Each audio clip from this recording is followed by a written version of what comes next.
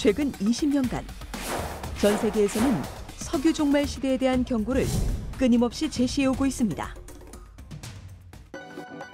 나라별 추정 근거에는 조금씩 차이가 있지만 원유 생산이 최고점에 이르는 이른바 피크 오일 시기는 2030년에서 2050년이 될 것이란 전망이 비춰지고 있고요. 앞으로 새로운 유전을 개발하지 않고 기존 유전만 소비한다면 길어야 2050년까지밖에 석유를 사용할 수 없을 것이라는 예측도 나오고 있는데요. 하지만 석유의 종말은 아직 예측 단계에 불과하지만 이 순간 현실로 마주하고 있는 문제는 따로 있습니다. 화석연료를 태우는 과정 중 배출되는 이산화탄소량이 정점에 달하면서 지구온난화 문제는 전 세계의 이슈로 자리 잡게 된 것이죠. 그렇다면 이러한 문제를 안고 있는 화석연료 대신 미래에 무궁무진하게 사용할 수 있는 대체 에너지는 무엇일까요? 그 해답은 자연 속에서 찾을 수 있습니다. 햇빛, 물, 바람, 그리고 여러 가지 곡물 등에서 그린 에너지를 생산하는 건데요. 현재 세계에서 가장 많이 대체하고 있는 바이오매스는 옥수수, 사탕수수, 팜유, 대두유와 같은 곡물입니다. 그러나 곡물 자원은 가격 상승과 도시화로 인한 경작지 감소로 수요 제한이라는 문제가 따랐고 그 대안으로 곡물보다 활용 가치가 높은 미세 조류를 주목하게 되었습니다.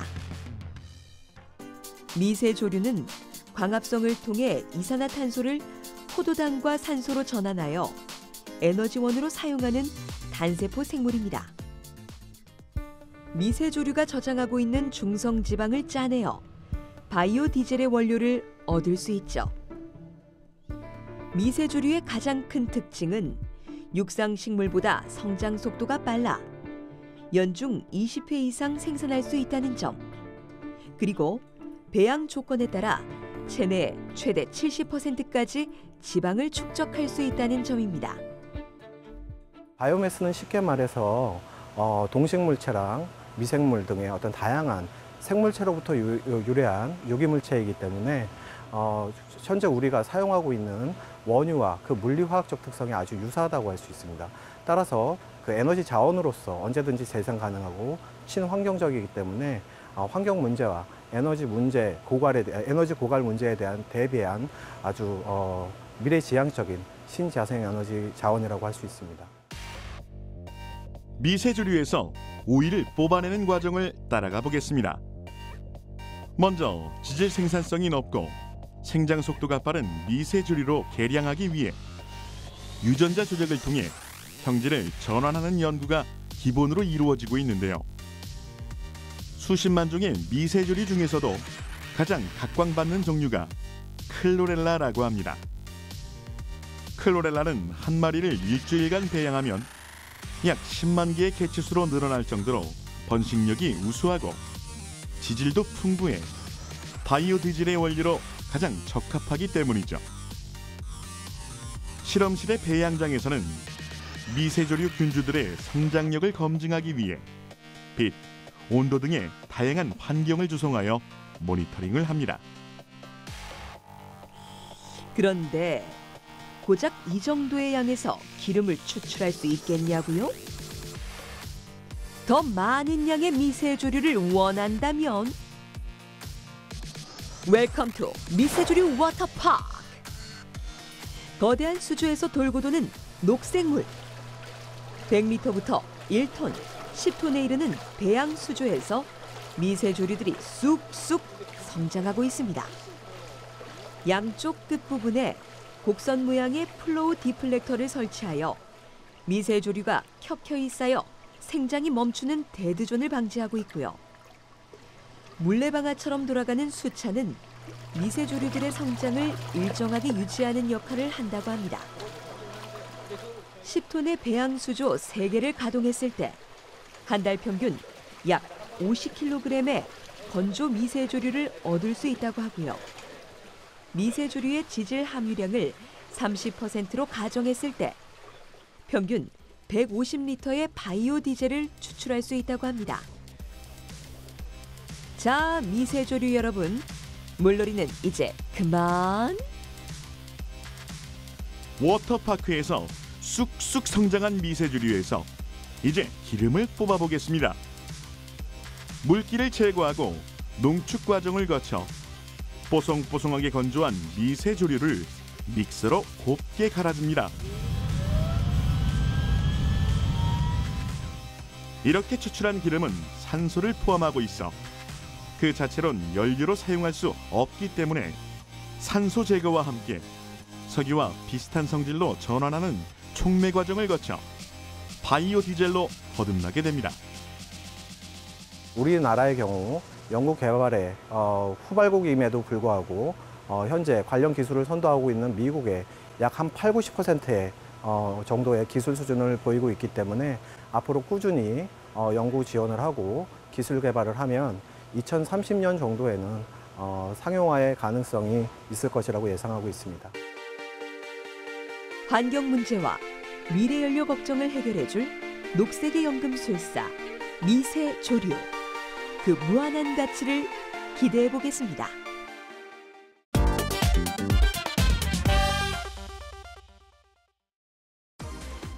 푸짐한 음식 문화를 가진 우리나라. 그러나 이러한 넉넉한 인심만큼 음식물 쓰레기 양도 어마어마하게 발생하고 있습니다. 우리나라에서 하루에 발생하는 음식물 쓰레기의 양은 약 13,000톤. 연간 500만 톤을 처리하는 비용만 8천억 원이 발생하고 있고요. 서울 시민 1명을 대상으로 환산해 봤을 때 1인당 연간 배출량은 90kg. 치킨으로 치면 무려 72마리를 버리는 것과 맞먹는 양인데요.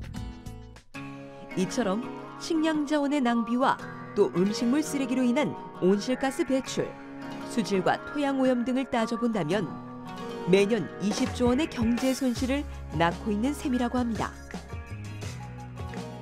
음식물 쓰레기는 좀처럼 개선되기 어려운 골칫덩어리긴 하지만 유기물을 풍부하게 함유하고 있어 퇴비와 사료, 고형 연료 등 90% 이상을 재활용할 수 있는 재생 자원이기도 한데요.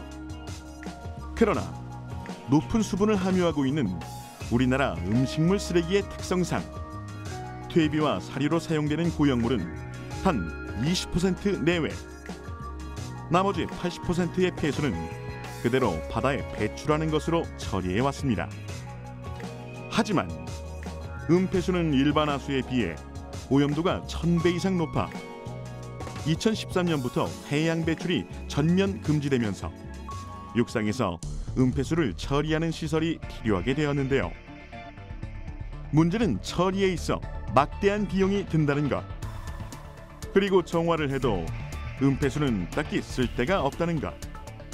이러한 문제를 해결하기 위해 처리 과정에서 친환경 메탄가스를 생산하는 바이오가스 사업을 추진하게 되었고요.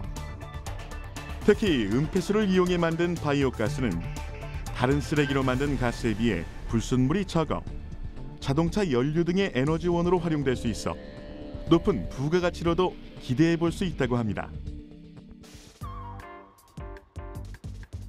서울 200톤, 경기도 200톤, 인천 100톤, 총 1일 500톤의 음폐수를 처리하고 있는 기관입니다. 폐수를 실은 차량이 반입하면 먼저 폐수의 총고형물 검사가 이루어집니다. 촘촘히 짜인 거름망으로 1차 유관 검사를 하고 걸러낸 음폐수 중 시료를 채취하여 또 한 번의 까다로운 검사가 이어집니다. 고형물 함유량이 10%를 넘으면 유기물 분해 과정이 어려워지기 때문에 기준치 이하로만 반입을 허용하고 있고요. 반입된 음폐수는 협찬물이 걸러진 상태로 음폐수 저장조로 이송합니다. 유기물 분해를 위해 현기 상태, 즉 산소를 차단한 상태에서 소화 과정을 거치는데 이 과정에서 바이오 메탄가스를 생산하게 되죠. 생산된 바이오 메탄가스는 수분과 대기오염 물질인 황화수소 농도를 낮춰 메탄 함량 60% 이상의 질 좋은 바이오 메탄 가스를 얻게 되는 것입니다. 처리장에서는 은폐수 1톤당 85 노멀 세제곱미터, 1일 500톤에 42,000 노멀 세제곱미터의 메탄가스를 생산하고 있는데요. 1일 생산량으로 약 4,000 가구가 하루 종일 전기나 가스를 사용할 수 있다고 합니다. LNG 등의 투입 에너지 대비 생산한 그 바이오가스 에너지는 연량 기준으로 약 5배의 효율을 갖습니다. 쉽게 말하자면 1이라는 에너지를 투입하여 5배의 에너지를 회수할 수 있어 매우 효율적이라고 할 수 있습니다. 처리가 어려워 바다에 버려지던 은폐수를 에너지화하여 연간 36,000배럴이 원유 수입 대체 효과를 가지고 있습니다. 금액으로 따지면 약 42억 정도 되겠습니다. 강력한 환경 정책을 추진하고 있는 독일의 농촌에서는 어렵지 않게 바이오가스 시설을 만날 수 있습니다. 축산 분뇨와 옥수수 등을 발효시켜 생산한 가스로 전기를 만들어 마을의 난방을 해결할 뿐만 아니라 지역 전력회사에 전기를 판매해 수익까지 창출하고 있는데요. 에너지 농사가 농민들의 부가 수입원이 되고 있는 것입니다. 런던 협약 개정으로 해양 배출이 금지된 것이 은폐수뿐만이 아닙니다. 각종 생활하수를 비롯해 물속에 가라앉는 모든 찌꺼기는 육상에서 정화와 처리를 거쳐 방류하도록 개정되었죠. 이러한 이물질을 통틀어 하수 슬러지라고 하는데 이곳 처리장에서는 하루 1,000톤의 하수 슬러지를 약품 처리한 후 건조와 냉각을 거쳐 고형 연료로 생산하고 있습니다. 하지만 이 과정을 거치려면 또 다른 연료가 사용되기 마련이고 그중 70% 이상 차지했던 고단가의 LNG를 은폐수 바이오가스로 대체하면서 연간 60억 원 이상의 경제적 효과를 거두고 있고요. 고형 연료는 화력발전소의 보조연료로 판매하여 연간 20억 원의 수익을 창출하고 있으며 연료비의 감소로 수익은 더 증가할 전망이라고 합니다. 처치곤란이었던 음식물 쓰레기 폐수에서 발견한 가치. 이제는 폐수가 아닌 옥수로 떠오르고 있습니다.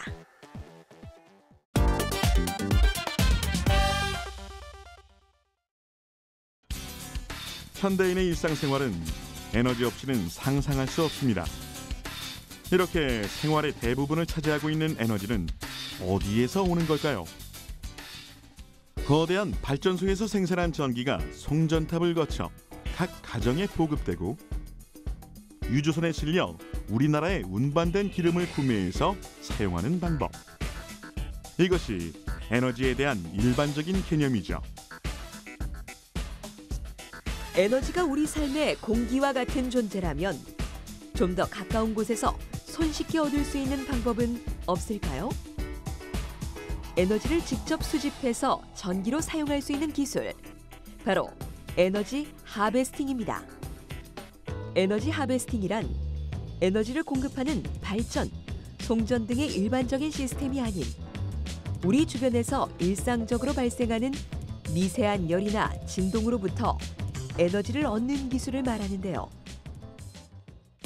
1954년 미국 벨 연구소가 진동, 열, 풍력 등 자연적으로 발생하는 에너지를 전기 에너지로 전환, 수확하는 기술을 공개하면서 에너지 하베스팅이라는 개념이 알려지게 되었습니다. 타임지에서 선정한 2010년 최고의 발명품 파워 부츠입니다. 부츠 밑창에 열전 소재를 넣어 발에서 나는 열을 이용해 전기를 발생시키는데요. 발생된 전기는 뒤꿈치에 있는 배터리에 저장되어 휴대전화를 충전할 수 있도록 제작되었고 12시간 동안 부츠를 신으면 1시간가량 휴대전화를 사용할 수 있는 양의 전기를 얻을 수 있다고 합니다. 전화기가 방전되어도 더 이상 불안하거나 전기 콘센트를 찾아 어슬렁거리지 않아도 되겠죠? 사물 인터넷이나 웨어러블 기기, 헬스케어 기기 등 소형 저전력 전자기기의 사용이 늘면서 예전에는 쓸모없었던 밀리와트급의 적은 전력이 빛을 발하고 있습니다. 2014년 국내에서 개발한 밴드형 열전 소자는 손목에 착용하는 것만으로 체열이 전기로 변환되는 것을 확인할 수 있는데요.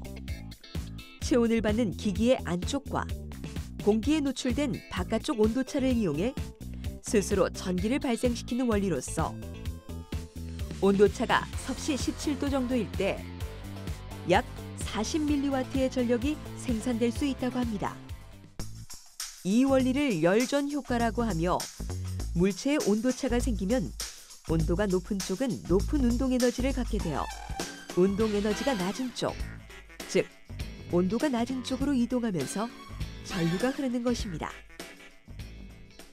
이 연구팀은 2015년 유네스코로부터 세계를 바꿀 10대 기술에 선정돼 최고상인 그랑프리상을 수상하게 되었죠. 이번엔 버려지는 에너지를 모아서 전기로 변환하는 에너지 하베스팅을 알아보겠습니다. 대표적인 예가 자동차 폐열이죠. 자동차는 주행 시 연료가 연소되면서 엔진과 주변부의 온도가 약 1000도씨까지 올라가는데요. 그런데 이 과정에서 실제 주행에 사용되는 연료는 단 18% 내외. 나머지는 대부분 엔진이나 배기가스의 열로 소비된다고 합니다. 배보다 배꼽이 더 큰 셈이죠. 자동차 폐열의 큰 버전이 발전소나 공장과 같은 시설입니다. 최근 미국 캘리포니아에서는 여러 산업시설과 공장의 폐열을 모아 763메가와트 이상의 전력을 생산해 연간 3억 8,500만 달러를 절약하는 프로젝트를 추진하고 있는데요. 섭씨 800도에서도 안정적으로 작동할 수 있는 열전 재료가 완성되면 공기 중으로 버려지는 가스 화염의 폐열에서도 전력 생산이 가능할 것으로 예측하고 있습니다. 현재 가장 많이 쓰이는 에너지 하베스팅 소자는 크게 세 가지 물리 현상을 이용하고 있습니다.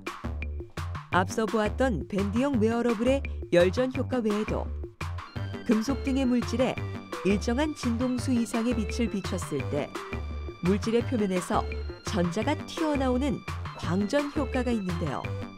다른 성질의 P형과 N형 반도체를 접합해 에너지를 얻는 태양전지가 그 원리입니다.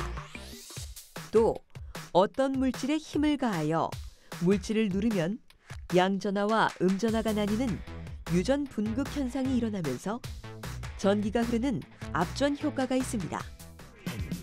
대표적인 예가 라이터와 가스버너인데요. 라이터를 켜기 위해 버튼을 누르면 라이터 내부의 망치가 압전 소자를 때리게 되고 그로 인해 발생한 스파크를 통해 가스를 점화시키는 것이죠. 압전 효과는 바람이나 빗방울이 발전 장치에 부딪혀 발생하는 진동으로도 에너지를 생산할 수 있습니다. 2014년 우리나라에서는 물 한 방울의 움직임으로 최대 0.42메가와트의 전력을 수확할 수 있는 에너지 수확 소자를 개발하여 기술력을 평가받기도 했습니다. 열, 진동, 빛, 전파까지 생활 속에서 흔적도 없이 버려지는 에너지를 모아 재활용하는 에너지 하베스팅. 전력난의 새로운 해결책이자 다가올 스마트 시대에 꼭 필요한 기술이 아닐까요?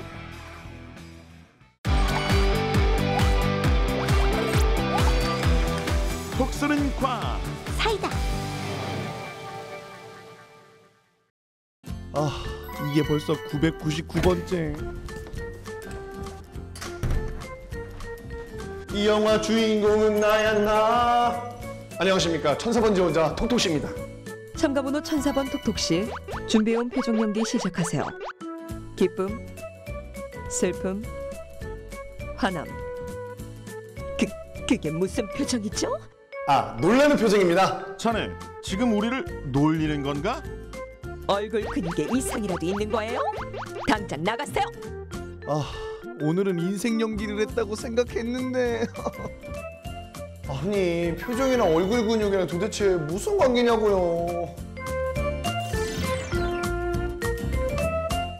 표정 연기의 달인을 찾으러 거리로 나가볼까요? 표정 연기의 달인들이 거리에 모여 있었네요. 그렇다면 웃는 표정과 찡그린 표정 중 얼굴 근육을 더 많이 사용하는 표정은 어떤 걸까요? 웃는 것 같습니다. 웃을 때. 웃을 때. 여성분은? 웃을 때. 찡그릴 때. 찡그릴 때. 웃을 때요. 찡그릴 때 많이 쓰는 것 같아요. 찡그릴 때. 왜 그렇게 생각하시죠? 그냥 조금 더 많이 움직이는 것 같아요. 웃고 나면 광대가 아파요. 평소에 많이 웃으면은 막 턱 아프고 그러잖아요. 찡그릴 때요. 찌그릴 때. 네. 옆에 있는 친구. 저도 찡그릴 때. 찡그릴 때. 왜 그렇게 생각하세요? 얼굴이 많이 움직여져요. 찡그리면 얼굴 근육이 많이 수축되니까? 웃으니까 이게 얼굴 근육이 다 움직이는데 찡그릴 때는 그냥 눈만 찡그려도 딱히 뭐 다른 근육은 움직일 필요가 없어서 그런 거. 웃다가 울다가 찡그렸다 놀랐다 말이나 행동보다 더 쉽게 나의 기분을 표현하는 방법 바로 얼굴의 표정입니다. 입꼬리를 올리고 눈을 개슴츠레하게 뜨고 미간을 찌푸리는 등 얼굴을 자유자재로 움직일 수 있는 이유는 바로 얼굴 아래 숨겨진 근육 때문인데요. 사람의 얼굴 근육은 60여 개로 그중 절반에 해당하는 약 35개의 근육이 적게는 300가지에서 많게는 10,000가지의 표정을 만들 수 있다고 하는데요. 그런데 짓는 표정에 따라 사용하는 얼굴 근육의 개수, 위치가 다르다는 사실 다들 알고 계셨나 몰라? 모든 사람은 긍정적인 감정에서는 볼 부위의 근육을 그리고 부정적인 상태에서는 이마 미간에 찡그리는 근육과 입 다물 때 쓰는 하면의 근육들을 연동해서 움직이고 있습니다. 그렇게 해서 다양한 감정을 전달할 수가 있죠. 때문에 웃을 때에는 볼 부위의 근육 15개 정도를 쓰고 있고 찡그릴 때에는 상하면과 하하면의 근육 약 20개 정도를 쓰고 있습니다. 그래서 웃을 때보다는 찡그릴 때 더 많은 근육을 사용하고 있습니다. 먼저 환하게 웃어볼까요? 웃을 때는 주로 얼굴의 중심 부인 중안면의 근육을 사용하는데요. 동그랗게 말리는 눈은 눈 주위를 감싸는 눈둘레근이, 올라가는 환한 입꼬리와 광대를 만들기 위해서는 작은 광대근과 큰 광대근이, 폭 트는 보조개는 입꼬리 당김근이 그 역할을 하고 있습니다. 반대로 찡그려 볼까요? 이거 정말 못생겼다. 찡그린 표정은 얼굴의 상안면과 하안면이 주로 움직이는데요. 이마의 가로주름은 이마근, 눈 사이 찌푸러진 미간은 눈살근, 입꼬리 내림근이 처진 입을 만들고 턱 끝근은 턱에 울퉁불퉁 주름을 만들어내죠. 얼굴 근육은 중안면보다 상안면, 하안면에 더 많이 있어 웃을 때보다 찡그릴 때 더 많은 근육을 사용한다고 합니다. 여기서 잠깐! 특정 감정과 연결되어 있는 근육을 자주 사용하지 않으면 그 근육이 퇴화되어서 평생 웃지 못할 수도 있습니다. 여러분, 이제 아셨죠? 우리 얼굴 찌푸리지 말아요. 이제 환하게 웃고 살자고요. 두 사진 중 진짜 미소는 무엇일까요? 두 사진 속 웃음을 구분할 수 있는 방법이 있나요? 두 웃음을 구분하는 방법은 바로 얼굴 근육 중 하나인 눈둘레근을 보면 알 수 있어요. 진짜 미소를 지을 때는 눈둘레근이 움직이며 눈가에 주름이 지고 광대가 올라가고 두 눈이 안쪽으로 살짝 모아지면 그것이 바로 천사의 미소란 말씀. 저 표정 제가 밥 먹을 때 자주 짓는 표정인데. 여러분들께 웃음을 드릴게요.